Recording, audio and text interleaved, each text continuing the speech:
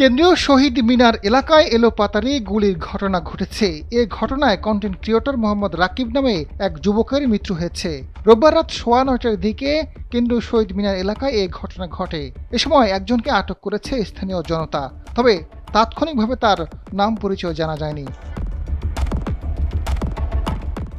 নিহত রাকিবের বাবার নাম তরিকুল ইসলাম খোকন। তাদের বাসা পুরান ঢাকার নিমতলী এলাকায়। রাকিব শেখ বোরহানুদ্দিন কলেজের ডিগ্রি দ্বিতীয় বর্ষের শিক্ষার্থী। তিনি পেশায় একজন ভিডিও কন্টেন্ট ক্রিয়েটর বলে জানা গেছে। স্থানীয়রা জানান, রাতে হঠাৎ এক যুবক কেন্দ্রীয় শহীদ মিনারে প্রকাশ্যে 4 রাউন্ড গুলি করে। ও সময় গুলি ও ধারালো অস্ত্রের আঘাতে রাকিব গুরুতর আহত হয়। পরে দ্রুত চিকিৎসার জন্য তাকে ঢাকা মেডিকেল হাসপাতালে নেওয়া হলে সেখানে তার মৃত্যু হয়েছে।